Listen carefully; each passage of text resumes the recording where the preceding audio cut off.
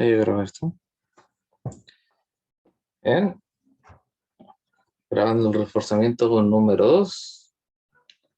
El primer ejercicio es un objeto de 1 centímetro de alto es puesto 4 centímetros a la izquierda de un lente convergente de largo focal 8 centímetros. Un lente divergente de largo focal menos 16 centímetros está a 6 centímetros a la derecha del lente convergente. Encuentra la posición y la altura de la imagen final. ¿Está la imagen invertida o derecha?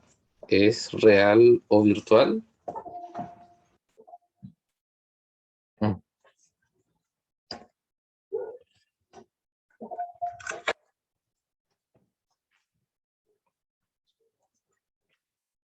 Bien.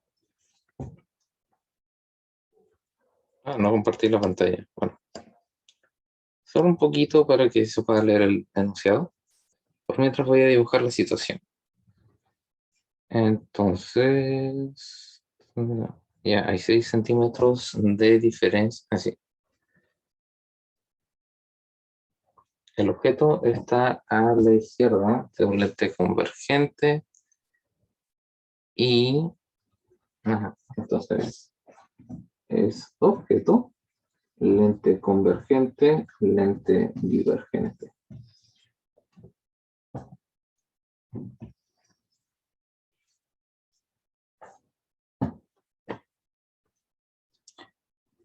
Bien. Eso es lo que... Bueno, esto es lo más básico que podemos sacar del enunciado. Ahora, la altura del objeto es 1 centímetro. Ya. El largo focal del lente convergente es de 8 centímetros. Aquí tenemos F1 aquí y F1 acá.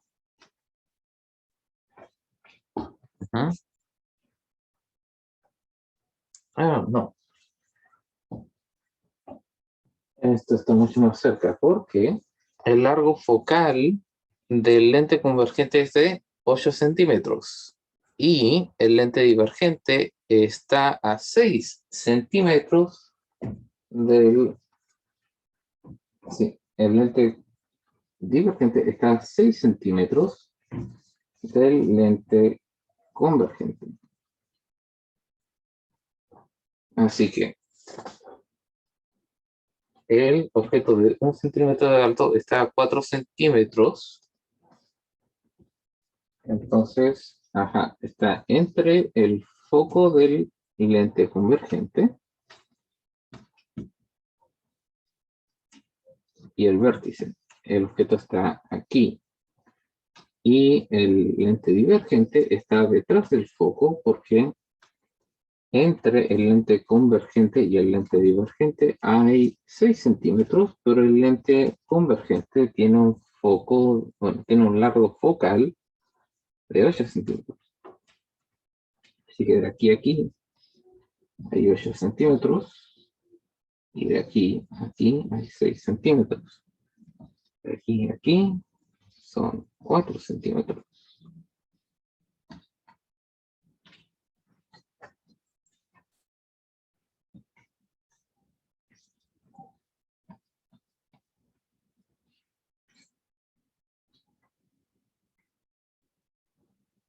El lente divergente es de menos 16, así que,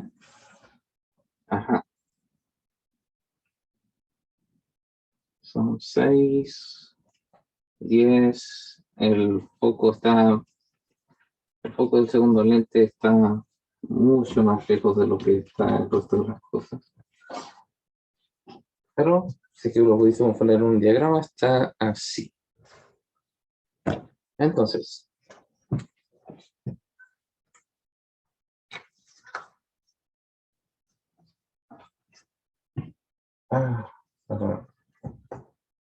lentes.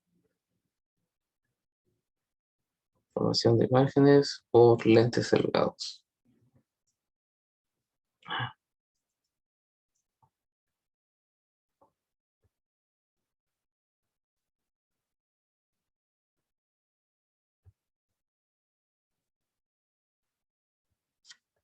Lentes delgados. Bien.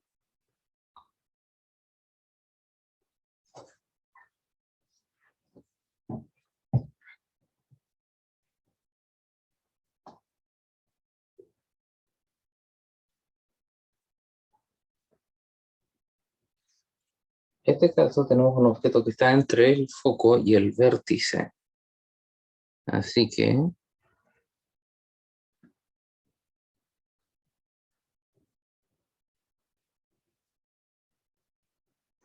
ajá, si está entre el foco y el vértice, la imagen que va a producir el lente, así, la imagen que va a producir el lente convergente va a ser derecha y virtual, y más grande.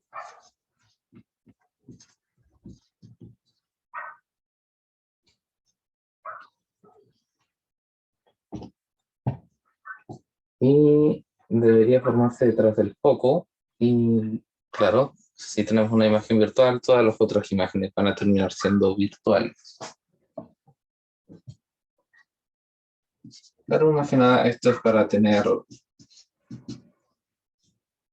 una idea de dónde vamos a terminar. Así que,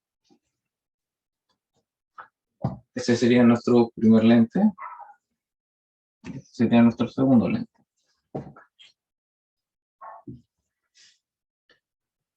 Entonces, si queremos encontrar la imagen, tenemos que despejar para S1. 1 sobre S1', sería 1 sobre F, menos 1 sobre S1. S1 son 4 centímetros, el largo focal es positivo, dado que el lente es convergente, y el largo focal son 8 centímetros, así que tenemos aquí 1 sobre 8 menos 1 sobre 4. Esto es también 2 octavos, y lo que nos queda es menos 1 octavo. Así que S1' son 8 centímetros.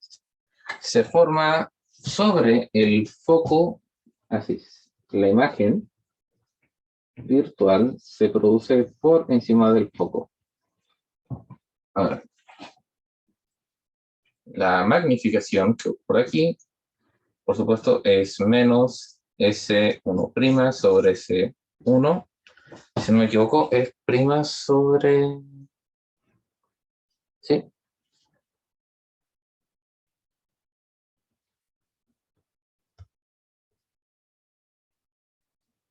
Se me perdió otro libro.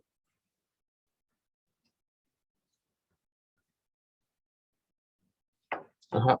Sí, prima sobre no prima.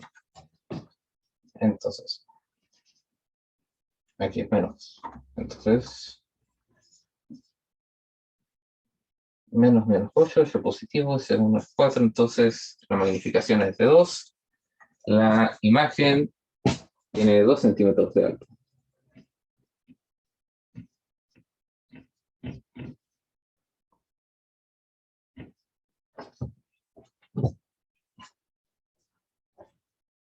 Ahora, la imagen virtual que produjo el lente convergente la vamos a tratar como un objeto para el segundo lente. Entonces, S2, 1 sobre S2 más 1 sobre S2', sería igual en este caso a menos 1 sobre 16 centímetros, que es el largo focal del lente divergente.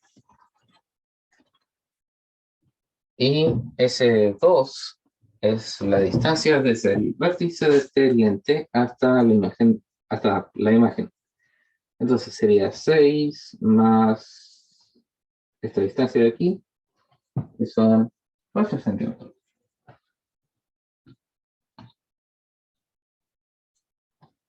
Entonces sería 16 menos 2, 14. Entonces, 1 sobre 14 más 1 sobre S2 prima sería 1 sobre 16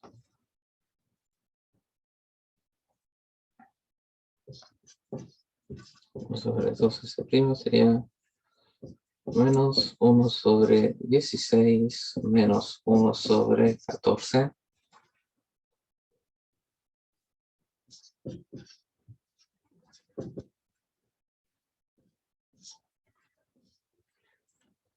Voy a sacar la calculadora para esto.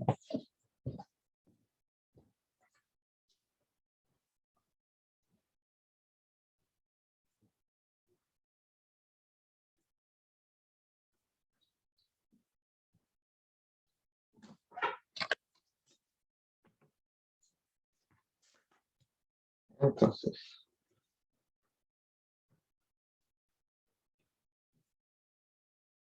6 a la menos 1 más 14 a la menos 1.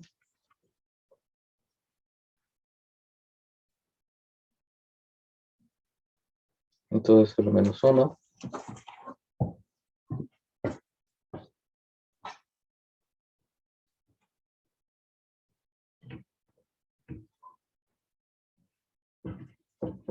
Me da 7,46 6 periódicos.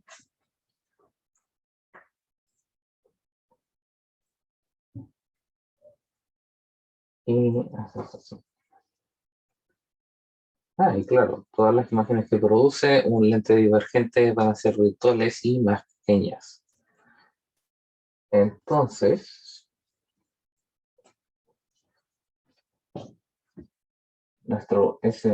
nuestra magnificación es menos.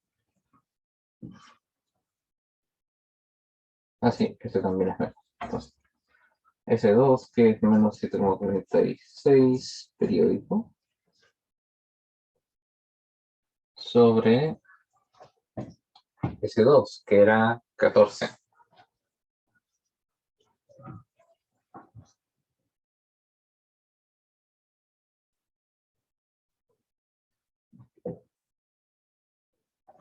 Claro, sí, estamos buscando derechamente estamos buscando la altura.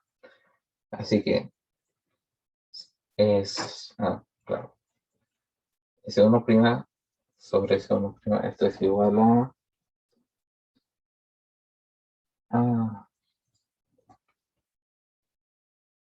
esto sería 2 centímetros, no, esto sería la altura nueva, la altura 2 sobre la altura antigua, que en este caso son 2 centímetros. Entonces, esto se va, y sí, la altura nueva me queda positiva. Y esto sería 7,46 dividido en 7.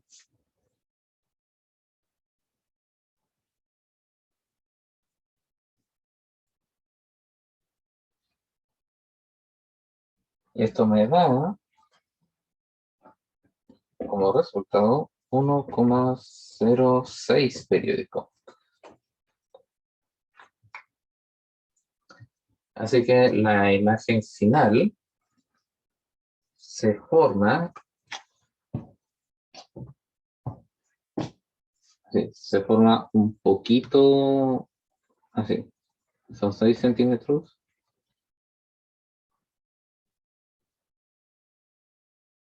Sí, son 6 centímetros aquí, entonces es 1 centímetro más. Se forma por aquí y es solamente un poco más grande que es un poco más grande que el objeto. Y podemos deducir, bueno, ya hemos visto de que la imagen es derecha, es más grande y es virtual.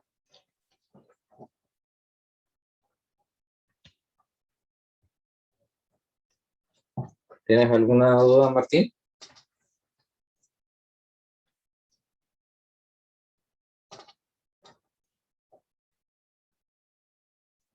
Perfecto.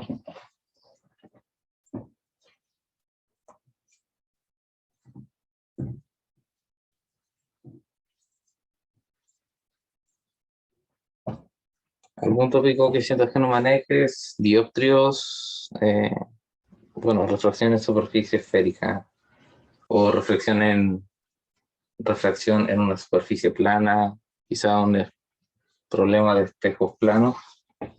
¿Estás buscando?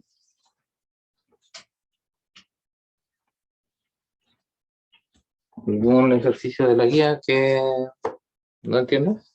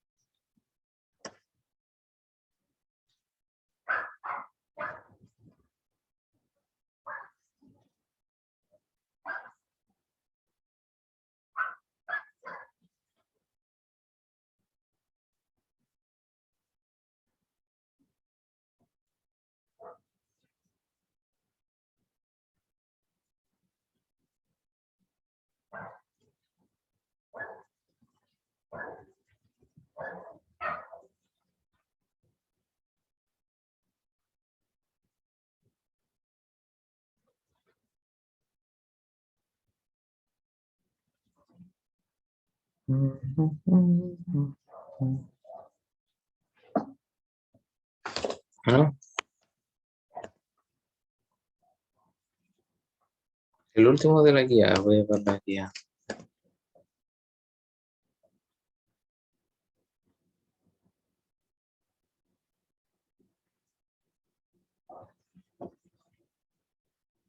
Es el 15, ¿no? Voy a compartir la pantalla para que...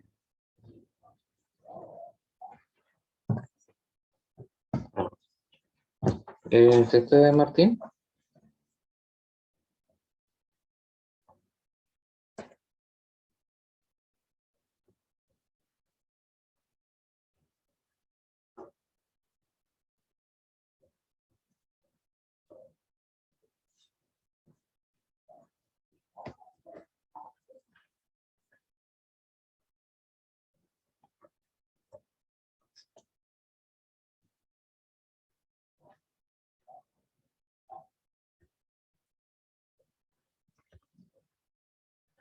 No, voy a suponer de que es este. Entonces, una onda electromagnética plana y armónica y linealmente polarizada que se propaga en un material A de índice de refracción 2.8, incide con un ángulo de 30 grados en la superficie 1 de separación con otro medio B de índice de refracción desconocido, el cual se transmite totalmente. Esta banda transmitida incide sobre una superficie 2 paralela con la anterior, donde se refleja totalmente con una intensidad media de 0,2 watts por metro. Si el medio C es el aire, determinar el ángulo de forma tal que el vector eléctrico con el plano de incidencia determinar el ángulo que forma el ángulo que determinar el ángulo que forma el vector eléctrico con el plano de incidencia en la onda que procede desde el medio A. Calcular el índice de refracción del material B y calcular la amplitud del vector eléctrico de la onda procedente del medio A. Sí, esto... a ver.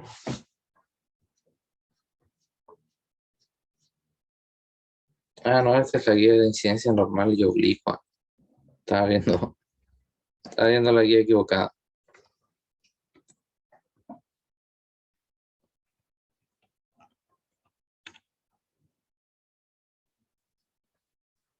Ahí está.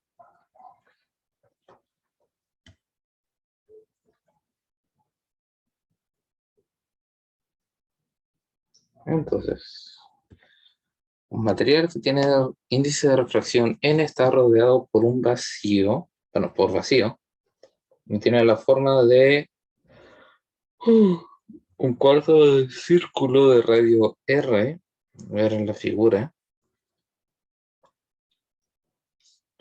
y un rayo de luz paralelo a la base, un rayo de luz paralelo a la base del material incide desde la izquierda a una distancia L por encima de la base y emerge desde el material con un ángulo θ. Determina la expresión para θ.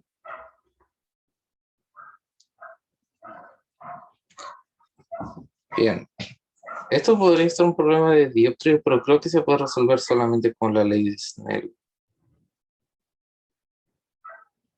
Entonces, tengo que verlo. Bien. Tenemos el cuarto de esfera.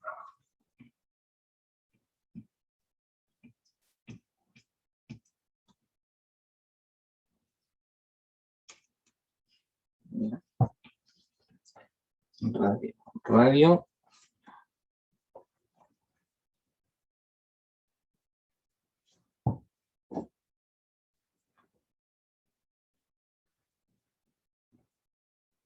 Y voy a necesitar esto. Un radio entra paralelo a una distancia L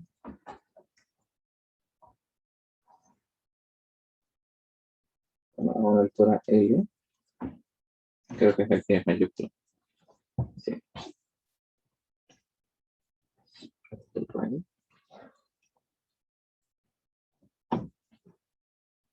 Lo normal aquí es una predicción del radio, ¿sí? Bien.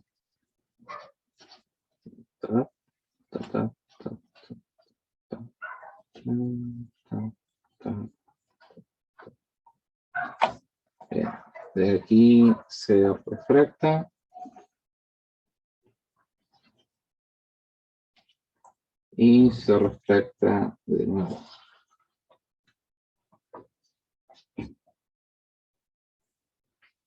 Y tenemos que encontrar este ángulo de aquí.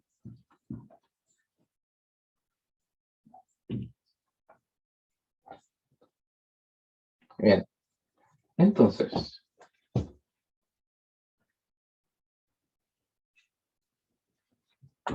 partiré por aquí, proyectar la altura a este lado. Y aquí tengo una altura L.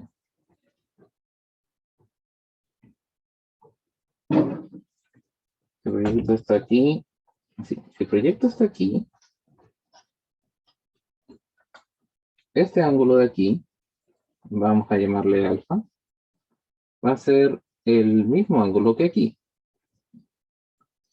Estos dos ángulos, el que se forma con esta proyección de L y el radio, son 90 grados. Así que Este ángulo de aquí, el ángulo de incidencia sobre la superficie esférica va a ser 90 menos alfa. Ahora, si bien no conozco este lado de aquí, porque es una porción de R, no es R, la hipotenusa sí es R. Y de hecho es un poco más útil, porque aquí el coseno de alfa es conocido. Es cateto adyacente dividido por hipotenusa. Tenemos L sobre R aquí. Entonces, si bien no conocemos el ángulo de incidencia, el ángulo de incidencia tiene una dependencia directa. Lo que necesitamos para la ley de Snell es, por supuesto, el seno de 90 menos alfa. Pero esta es una suma. Yo puedo poner así. La suma para el coseno es seno de 90 por coseno de alfa más coseno de 90 seno de alfa. Coseno de 90 es 0, seno de 90 es 1, así que el seno de el ángulo de incidencia es igual al coseno de alfa.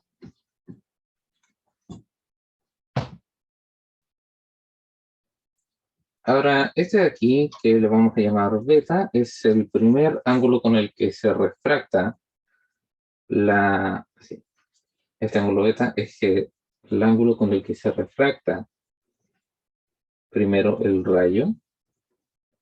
Entonces, bajo la ley de Snell, n seno de, de 90 menos alfa va a ser igual a n1. Así, esta está en el vacío, así que aquí es 1. Sería n seno de beta. Ya encontramos de que esta cantidad es igual a coseno de alfa.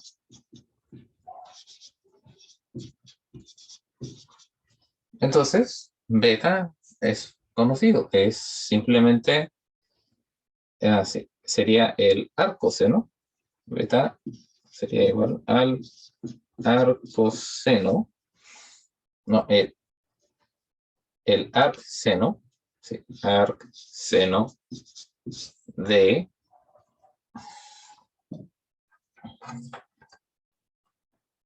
así, el arcseno de coseno de alfa. El arcseno de coseno de alfa sobre n. Sí, coseno de alfa sobre n. Esto no sería muy de ayuda, pero ya conocemos cuánto es el coseno de alfa. Así que esto es el arcseno de L sobre R sobre n. Lo tenemos aquí.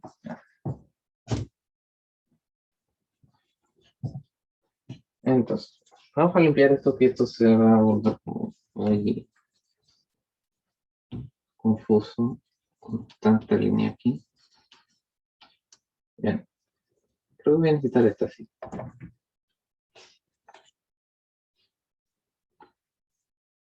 Entonces.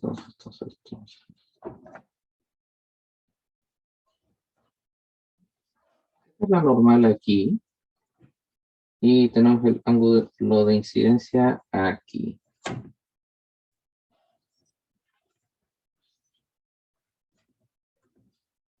Y así. Si queremos ocupar un triángulo rectángulo, tendría que ser hasta aquí. Este ángulo es beta. Y este ángulo es alfa. Entonces,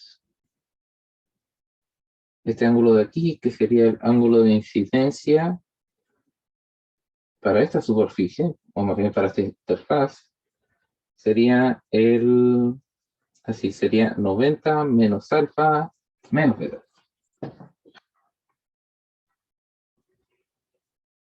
Que lo vamos a llamar gamma. Entonces, gamma es 90 menos alfa menos beta. Y esto se va a poner quizá un poco feo, porque necesitamos el seno de este ángulo,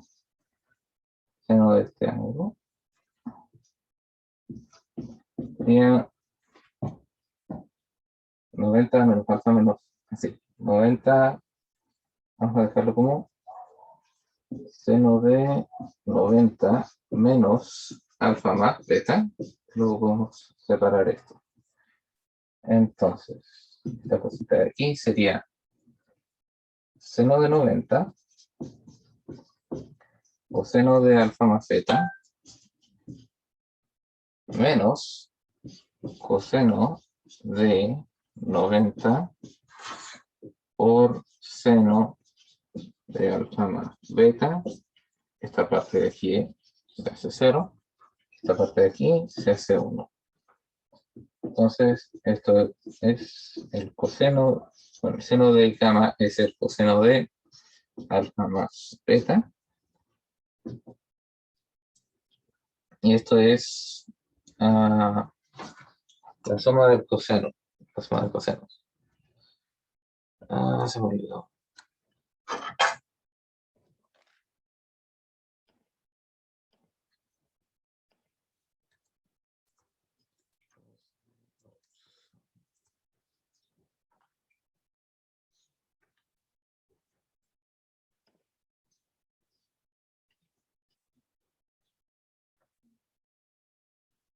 Bien, sí, es menos y los cosenos primero.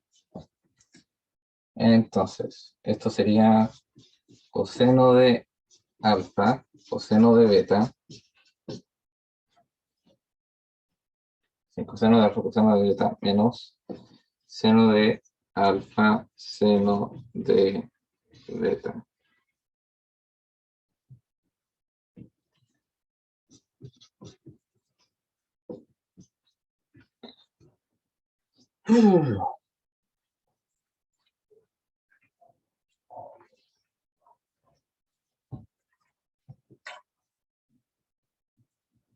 Bien.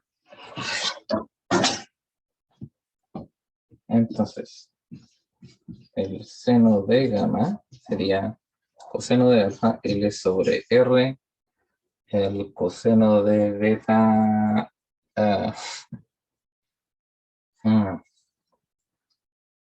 complicada la cosilla. Por ejemplo, en coseno de beta. Por lo menos es conocido. Seno de alfa, para el seno de alfa vamos a tener estas Pitágoras. Porque si este es GR, este es así. Este es GR, este es R, este lado de aquí sería la raíz cuadrada de la hipotenusa menos este lado. Entonces, R cuadrado menos L cuadrado. Entonces, el seno de alfa sería cateto opuesto menos hipotenusa. Bueno, divide la hipotenusa sería la raíz de R cuadrado menos L cuadrado sobre R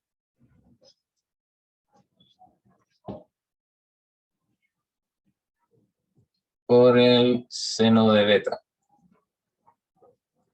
El seno de beta, así, el seno de beta es coseno de alfa sobre n.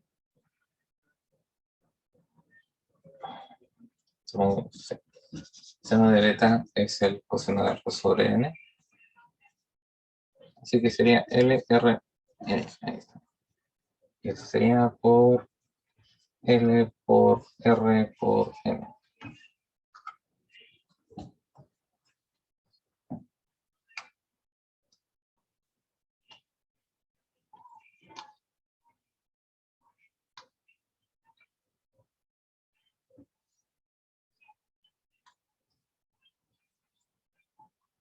Bien. Probablemente hay una forma de escribir beta en términos de los lados.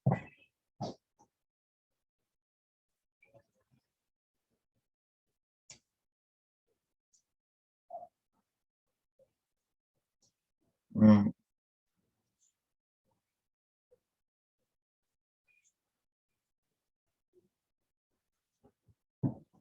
Pero prefiero dejarlo aquí abajo, porque la idea es encontrar el ángulo. Entonces,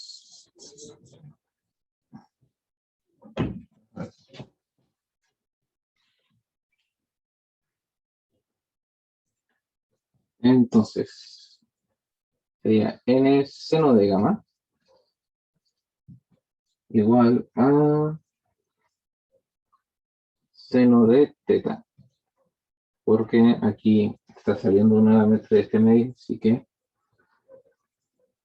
este n estaré multiplicando esta cosa fea de aquí, L sobre R coseno de beta menos la raíz cuadrada R cuadrado menos R cuadrado sobre R por L sobre R por N.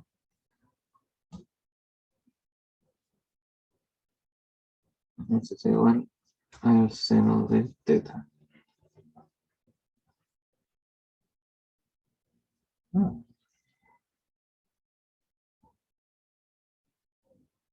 Aquí podría factorizar el LR. ¿Ya? Me daría seno de beta menos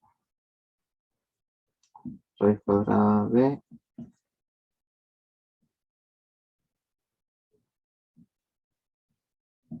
dividida en R.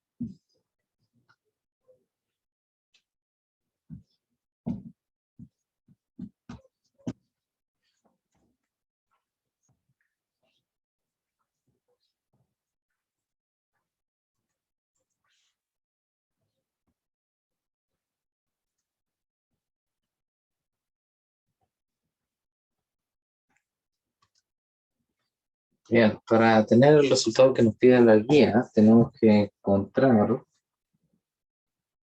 cómo escribir beta en términos de L y R.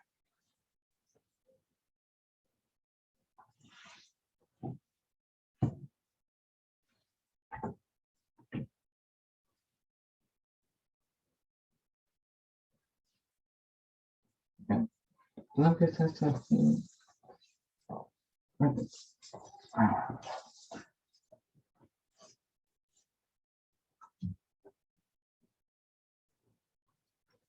Entonces,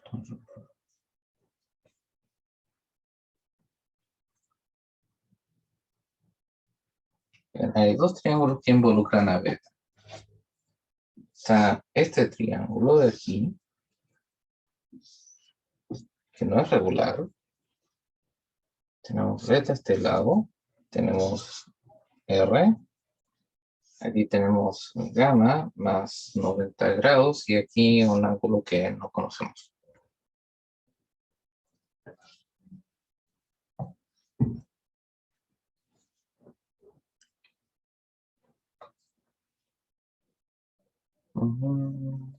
No, ¿o sí? Sí. A ver, porque este es alfa, este es... Sí. Este ángulo de aquí es alfa, este es 90, entonces este es 90 menos alfa y este de aquí es alfa, entonces.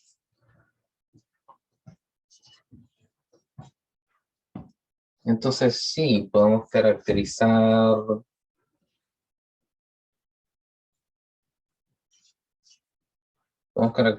beta en términos de los lados, creo.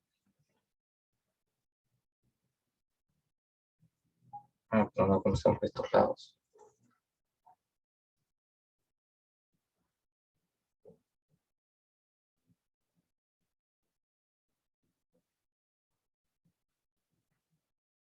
Mm,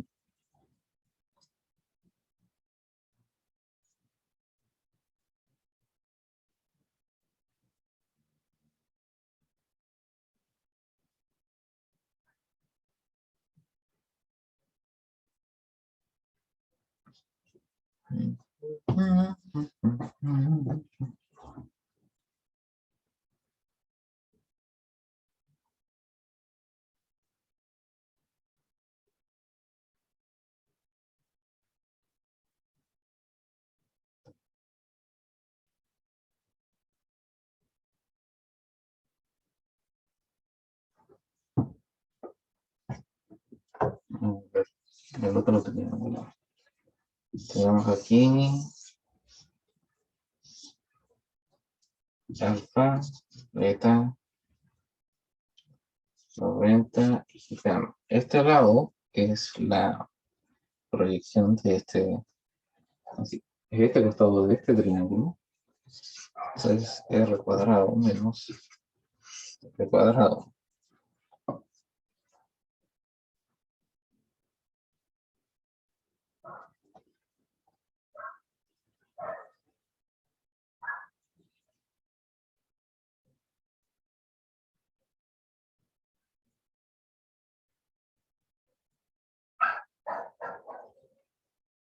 Pero ¿cuánto es este lado entonces? Y este lado.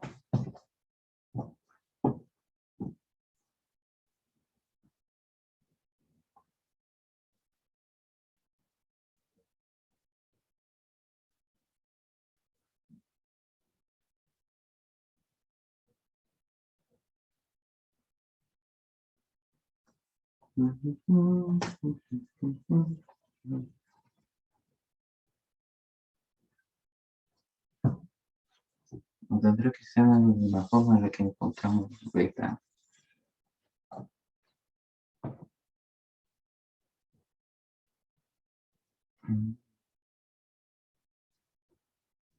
Porque el así era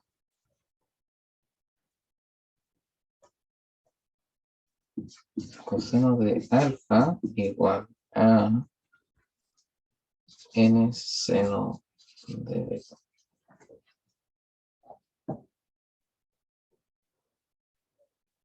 El seno de alfa, el coseno de alfa es L sobre R. Y esto sería el seno de beta.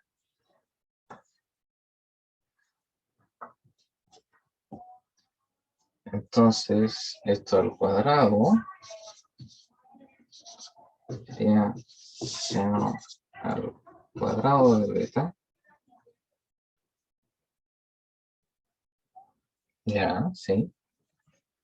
Seno cuadrado de beta. Seno cuadrado de beta más coseno cuadrado de beta es igual a 1. Entonces, esto de aquí también es igual a 1 menos coseno de beta cuadrado. Esto es igual a 1 menos coseno de beta al cuadrado.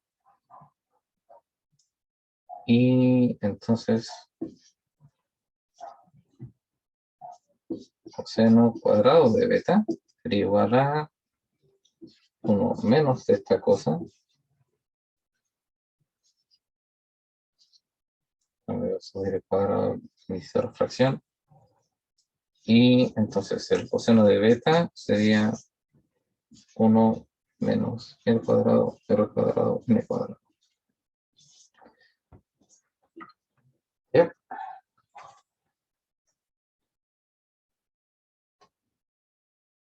Y viendo de que hay un Rn y en el denominador, si es que escribo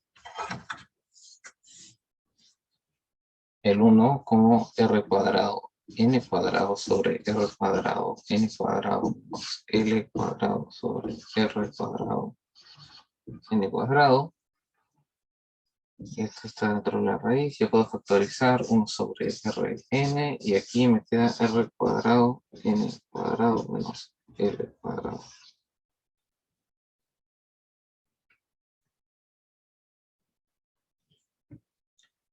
Ajá.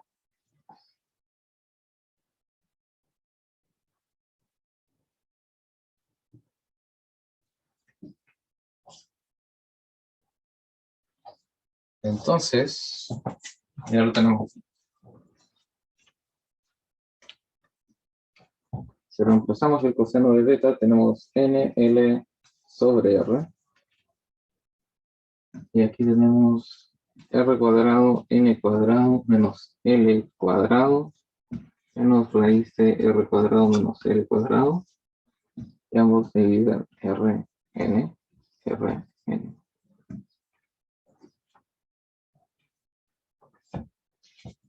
Este se va con estos aquí.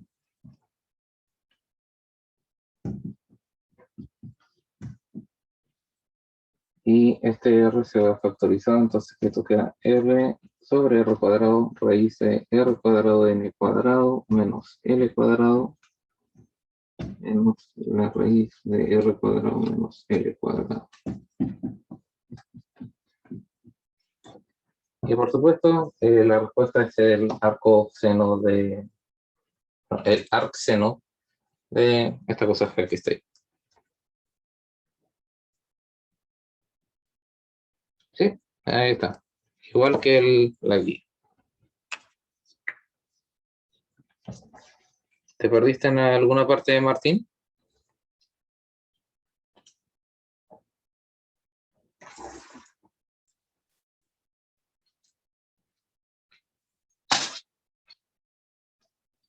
Bueno,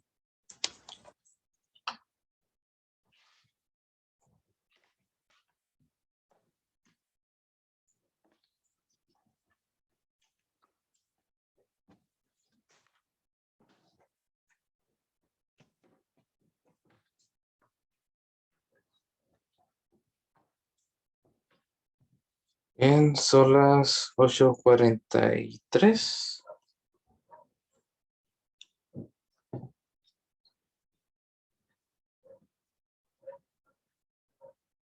Sé que estoy dejando este reforzamiento un tanto corto, pero fuiste tú solamente Martín, así que em, probablemente hubiese hecho más ejercicios si es que estuviese haciendo para más gente. Así que lo voy a dejar hasta acá más.